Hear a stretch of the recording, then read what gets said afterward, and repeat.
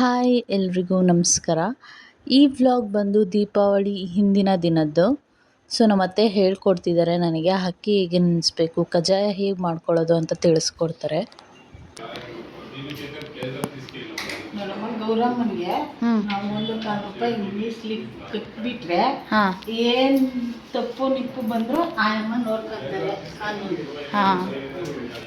ಅಕ್ಕಿ ನಾವು ಬಿಸಿ ಕಜ್ಜಾಯ ಇರೋರಲ್ವಾ, ಇವತ್ತು ನೆನೆಸ್ಬಿಟ್ಟು ನಾಳೆನೇ ಅಕ್ಕಿ ತೊಳೆದು ನಾಳೆನೇ ಇಟ್ಟು ಆರಿಸಿ ಮಿಷಿನ್ಗೆ ಹಾಕ್ಸಿ ಅವಾಗೆಲ್ಲ ಕುಟ್ಟೋದು, ಇವಾಗ ಮಿಷಿನ್ ಅಲ್ಲಮ್ಮ.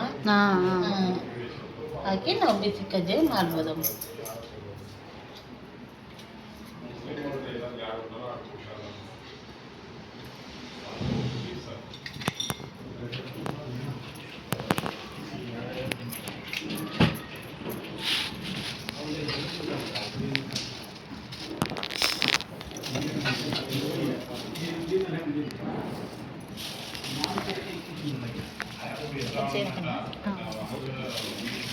ಅದೇ ಕಜ್ಜಾಯ ಮಾಡಿದ್ಮೇಲೆ ನೀರು ಕಜ್ಜಾಯ ಮಾಡಲೇಬೇಕಲ್ಲ.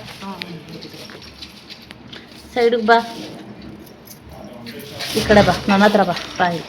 ಬಾ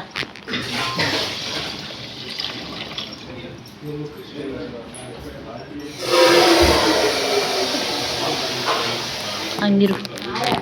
ಹಾಂ 7 ಸಲ ತೊಳ್ಕೊಬೇಕು. ತೊಳೆದ್ಬಿಟ್ಟು ನಾವು ಹಾಕೋಬೋದು, ಇಲ್ಲ ಮಿಷಿನ್ಗಾದರೂ.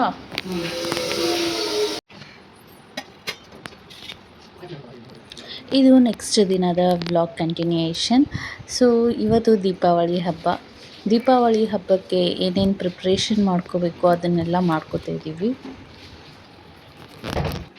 ಈಗ ನಾನು ಗಂಗಮ್ಮನ ಪೂಜೆ ಮಾಡ್ತಾಯಿದ್ದೀನಿ. ಅರಿಶಿನ ಕುಂಕುಮ ಇಟ್ಟು, ಹಳದಿ ದಾರ ಹಚ್ಚಿ, ಹೂವು ಇಟ್ಟು, ಎಲೆ ಅಡಿಕೆ ಬಾಳೆಹಣ್ಣು ಇಟ್ಟು ಮತ್ತು ಪೂಜೆ ಮಾಡಬೇಕು.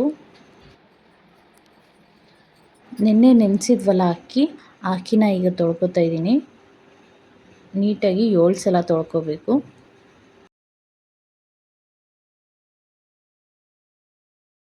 ಒಂದು 5ರಿಂದ 7 ಸಲ ತೊಳ್ಕೊಂಡು ಇದನ್ನು ಫ್ಯಾನ್ ಗಾಳಿಗೆ ಹಾರಿಸ್ತಾ ಇದ್ದೀವಿ. ಈಗ ಅಮ್ಮ ಇದೇ ನೀರೇ ಇಟ್ಕೋಬೇಕು, ನಾವು ಪಾಕ ಇಟ್ಕೊಳಕ್ಕೆ. ನಾವು ಅಕ್ಕಿ ತೊಳೆದಿರ್ತೀವಲ್ಲ, ಅಮ್ಮ ಹಿಂಗಿರ್ಬೇಕು ನೋಡಮ್ಮ. ಯಾವ ಎಳ್ಕೊಂಡಿರ್ಬೇಕು, ಹಿಂಗೆ ಉದ್ರಾಗಿರ್ಬೇಕು. ಸರಿ ಅಮ್ಮ. ಕಜ್ಜಾಯ ತಿನ್ಬೇಕಾದ್ರೆ ಕುಸ್ಕೊಂತೈತಲ್ಲ, ಹಿಂಗೆ ಮಾಡ್ಕೊಂಡ್ರೆ ಮೊದಲು ಈ ಥರ ಮಾಡಿಕೊಂಡು ಬೆಲ್ಲ ಕರಗಿಸ್ಕೊಂಡು ಇನ್ನೊಂದ್ರಲ್ಲಿ ಪಾಕ ಇಟ್ಕೊಂಡು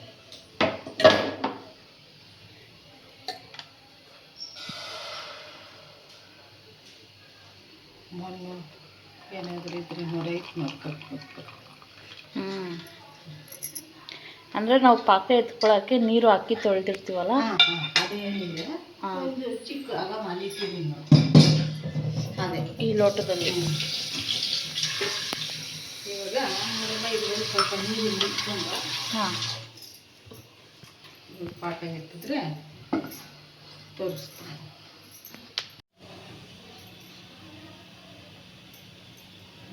ನೋಡಮ್ಮ, ಈಗ ಗೊತ್ತಾಗ್ತಾ ಇದೆಯಾ?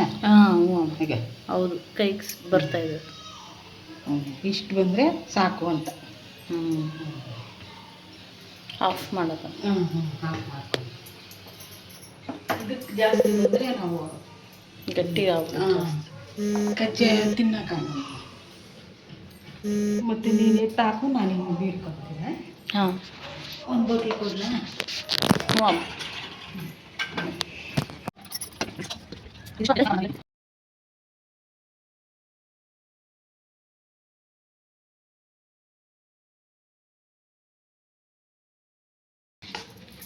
ಇವಾಗ ಎಳ್ಳು ಹಾಕ್ಕೊಳ್ಳೋಣ. ಆ ಬಟ್ಲಿ ಇಟ್ಕೊ, ಅದ್ರಾಗ ತೋರಿಸ್ಕೊ. ಎಳ್ಳು ಮತ್ತು ಗಸಗಸೆ ಹುರ್ಕೊಂಡಿರತ್ತ ನಮ್ಮ ಇದು ಎಷ್ಟು ಹಾಕಿದ್ರೂ ಟೇಸ್ಟ್ ಬರುತ್ತೆ ಕಜ್ಜಾಯ. ಅಂದರೆ ಎಷ್ಟು ಹುರ್ಕೊಬೇಕಿದು? ಸುಮ್ಮನೆ ಅಮ್ಮ, ಅಷ್ಟೊಂದು ಜಾಸ್ತಿ ಏನು ಬೇಡ, ಸುಮ್ಮನೆ ಚಟ್ಪಟ್ ಅನ್ನೋ.